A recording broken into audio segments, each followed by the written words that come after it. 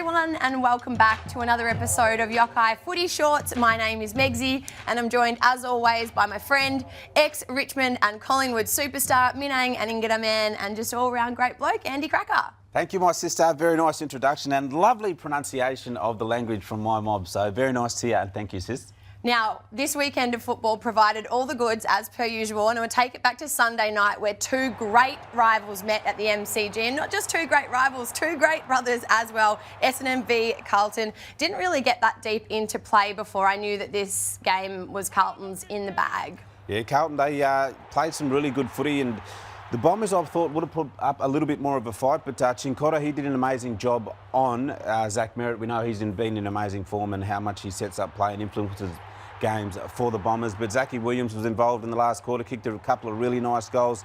But yeah, the Carlton Blues just sort of made sure that they got the job done in the last quarter, put the foot down and had a really good win and put themselves in second position in the ladder. They leapfrogged your mob, Megsy. They did, and I'm a bit of a nana on school night, so it was three-quarter time. I switched off and tucked myself into bed. But look, Sydney at the moment, don't they seem to be completely unstoppable? They dominated Geelong at the weekend. 11 wins, 1 loss, 8 points clear now at the top of the ladder. But it's players like Heaney, Goulden, Warner, Grundy, they've just been incredible. Even Tom Papley, he's been amazing as well, brother. It's been really great to watch their growth this season. It certainly has, and even to be able to give them a 6-goal head start and to be able to turn it on in the second quarter, as you mentioned, those midfielders, they're able to get hold of the footy, but everything they do turns to gold. They're so effective with their ball use. They cut the opposition up with their play. They kick goals, and they don't know who to tag. Who are you going to tag out of that midfield? So they're absolutely outstanding. I just want to mention to James Jordan, he did a great job, a defensive role up forward on Tommy Stewart as well. But as you mentioned, they are absolutely flying at the moment, the Sydney Swans, and they are going to be very hard to beat, Megs. They are indeed. But while we are still talking about this game, I'd like to turn the attention to something great that happened on the other end of the coin, and that is Tyson Stengel kicking this goal from the pocket. What an absolutely epic goal. I reckon him and Eddie Betts might be practicing this. What do you reckon, brother? Yes, no doubt, my sister. Well, obviously Eddie's a mentor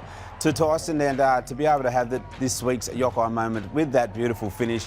We always love to see the brothers doing really great things on the footy field. Not much daylight there, but didn't mind Tyson, and he had a beautiful finish on that occasion. Well, speaking of beautiful finishes, this is a really celebratory moment for the North Melbourne Football Club because they notched their first win of the season, and it was just great scenes all round. Yes, and there are a few Roos supporters over in the West, and certainly my dad and family members would have loved the win from the Kangaroos. It's been a long time coming, and as you mentioned, Megs, if it was going to happen, it was certainly going to happen this week with Harley Reid out of the side over at the West Coast and Optus Stadium. So great job, and it was great to hear join in the chorus after the siren went, Megsy. So great win by the Kangaroos. A couple of happy North Melbourne fans in the stands there as well. But I'll tell you what fans are also quite happy at the moment. That's the Hawthorn fans, because Hawthorn have been absolutely incredible over the last sort of 6 rounds. 5 from 6 now. They've really seemed to hit their straps at this point of the season. A nice win over GWS, which will give them some confidence now ahead of their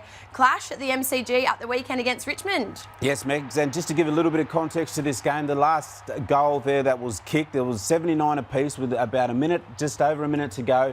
A free kick was given against Tom Green, who came late and gave a free kick against James Sicily. The recipient of that free kick was Luke Bruce, deep in the pocket, and as an opposition player, he's not one person that you want having a shot at goal, because he's an absolute star.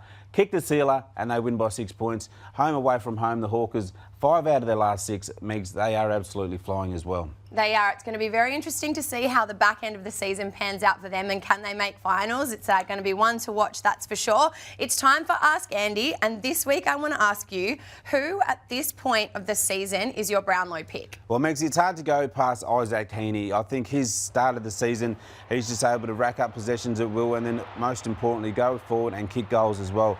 I just love what he's able to do through the contest. He's so strong. He's able to win his own footy, contested possessions, and then also he's got the ability to be able to use his agility and speed to be able to break from stoppage.